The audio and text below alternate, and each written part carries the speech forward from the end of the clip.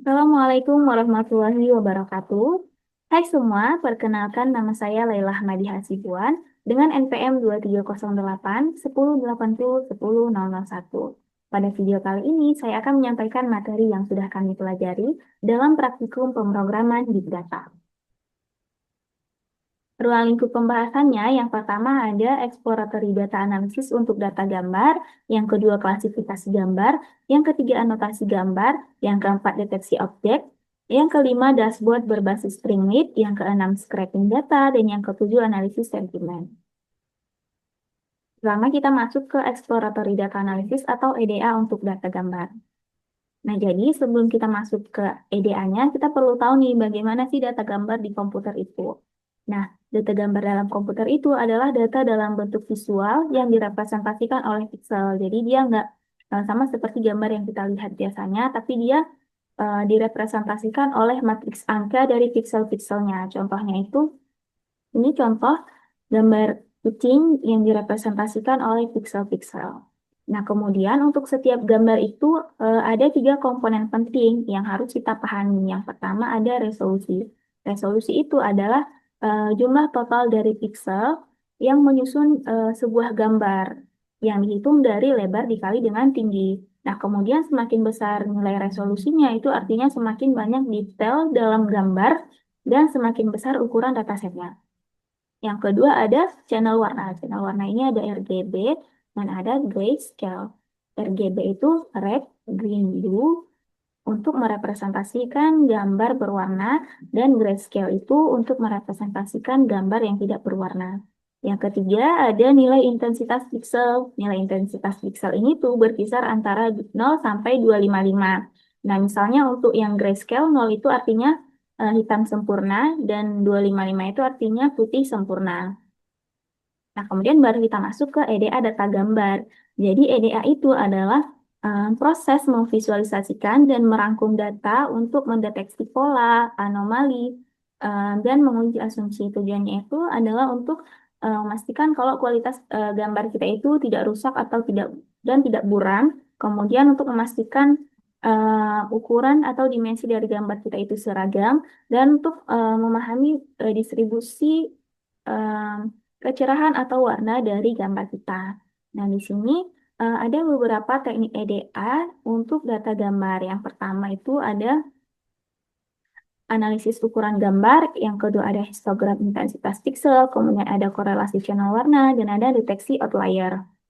Di sini kita menggunakan dataset yang bersumber dari Kaggle dengan kelas Docs dan Wolf, dan total gambarnya itu sebanyak 1000 untuk masing-masing kelas. Jadi total keseluruhannya itu ada 2000 gambar. Nah, ini dua contoh dari kelas Docs dan dua contoh dari kelas Wolf.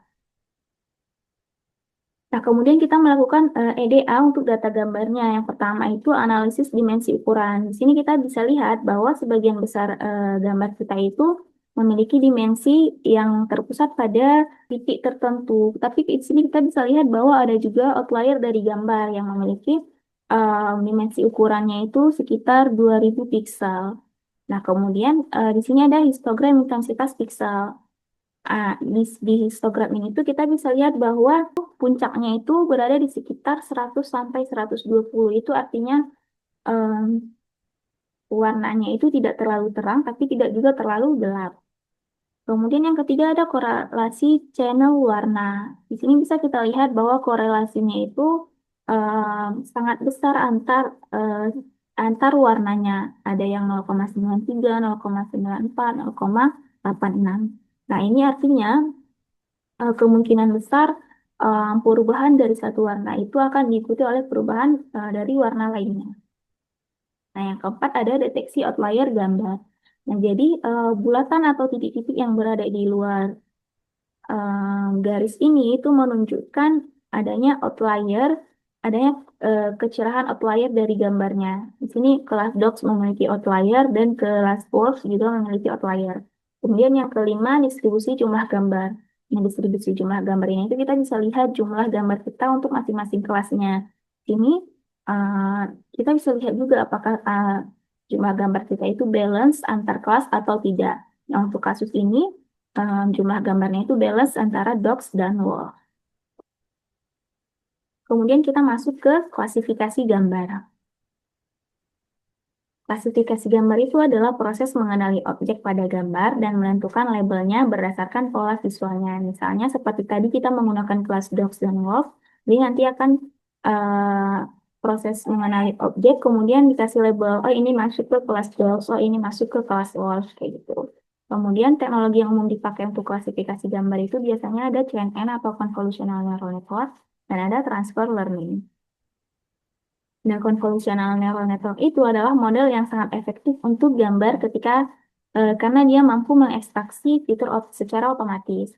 Nah, lapisan utamanya itu ada convolution layer, dia untuk mendeteksi pola seperti garis, eh, tepi, atau yang lainnya. Kemudian ada pooling layer untuk mereduksi dimensi, itu untuk menyelaraskan dimensi dari gambar.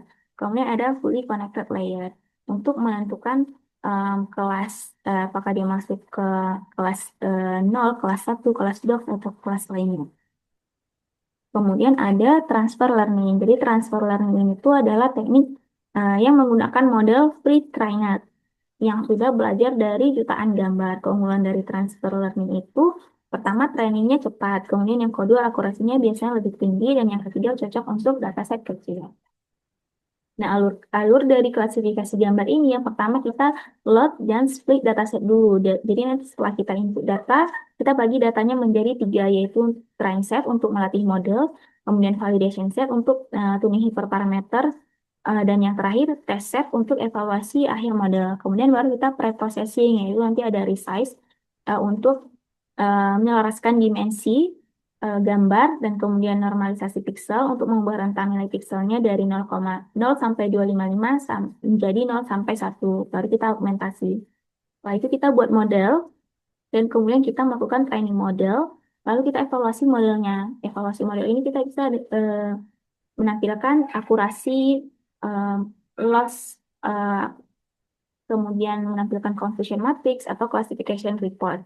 Nah, setelah itu baru kita melakukan prediksi. Nah, ini adalah contoh dari classification report untuk evaluasi model, dan ini adalah contoh hasil dari prediksi. Jadi, mana di sini kita memasukkan gambar dogs dan dia terdeteksi sebagai kelas dogs.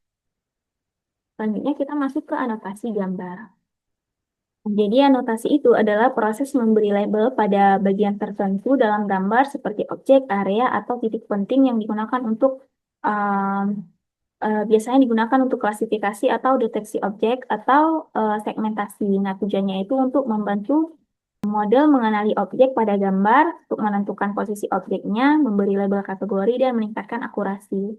Nah, secara umum jenis anotasi itu ada bounding box, yaitu kotak yang mengelilingi objeknya, kemudian ada polygon, itu bentuk bebas yang mengikuti tepi objek, dan ada key points, itu titik penting, dan ada image level labeling, yaitu hanya memberi label gambar tanpa ada bounding box atau kotaknya.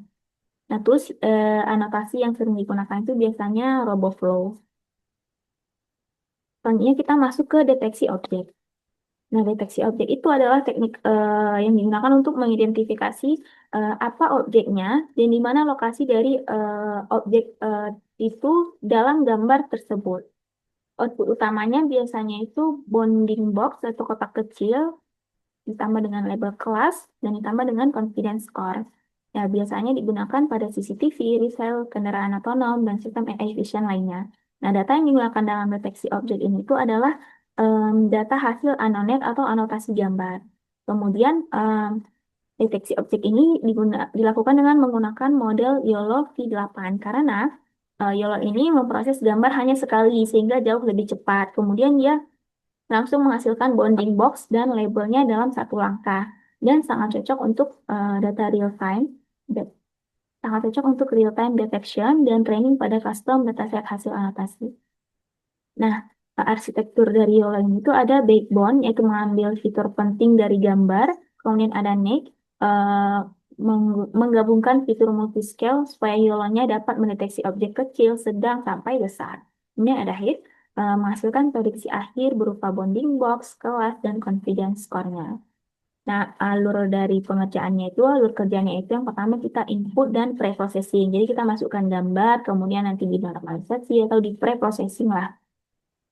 Kemudian Yang kedua, fitur extraction dan prediction. Jadi diolah memproses gambar untuk menghasilkan banyak kandidat bounding box. Kemudian yang ketiga, filtering atau NMS dan output. Jadi non-max separation ini menghapus bounding box yang duplikat sehingga nanti muncul hasil yang deteksi finalnya.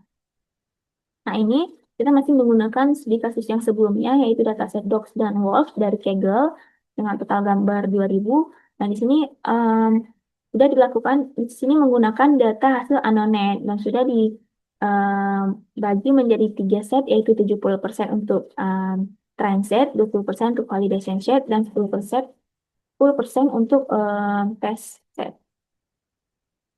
Nah, di sini um, kita masukkan gambar dari docs dan dia terdeteksi dia langsung ada bounding box-nya. Bounding box dia di sekitar objeknya. Dia tidak hanya mengklasifikasikan bahwa gambar ini masuk ke kelas docs, tapi dia juga ada bounding box yang mengelilingi objeknya, objek docs-nya, dan ada nilai skor confidence-nya.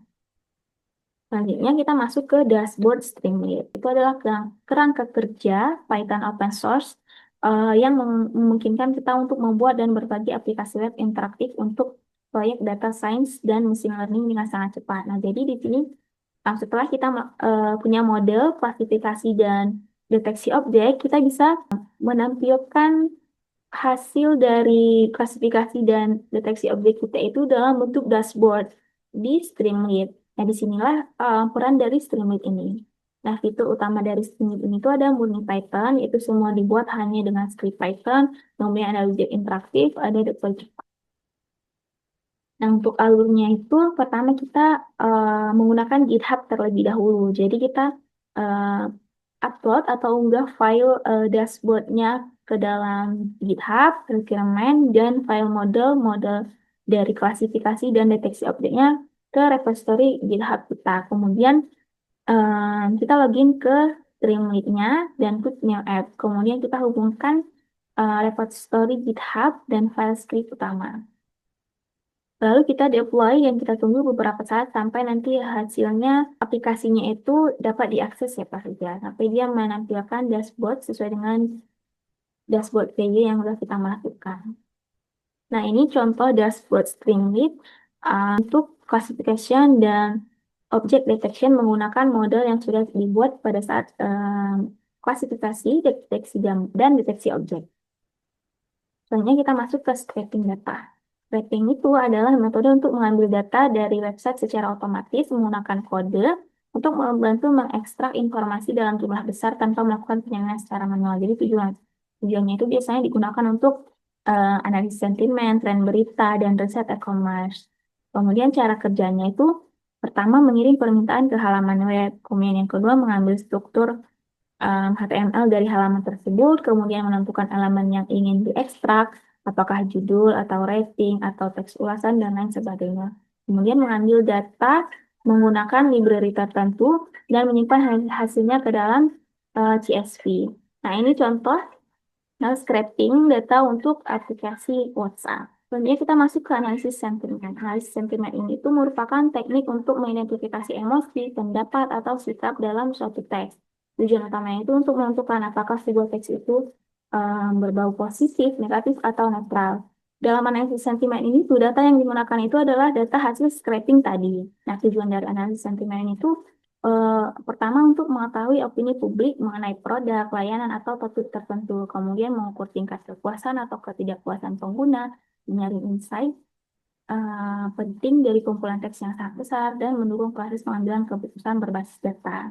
Tahapan analisis sentimennya itu pertama pre-processing, kemudian klasifikasi, pemberian label, apakah dia positif, negatif, netral, dan hasilnya dihitung dan ditampilkan dalam diagram seperti pie chart atau word cloud. Ini contoh dari word cloud. Word cloud ini kita bisa lihat dari besarnya tulisannya. Semakin besar tulisannya itu artinya semakin sering kata tersebut disebut atau muncul dalam data kita. Di sini tulisan yang paling besar itu adalah orbit. Itu artinya orbit ini tuh paling sering muncul dari data hasil scraping WhatsApp tadi. Nah, mungkin cukup sekian yang dapat saya sampaikan. Terima kasih atas perhatiannya. Wassalamualaikum warahmatullahi wabarakatuh.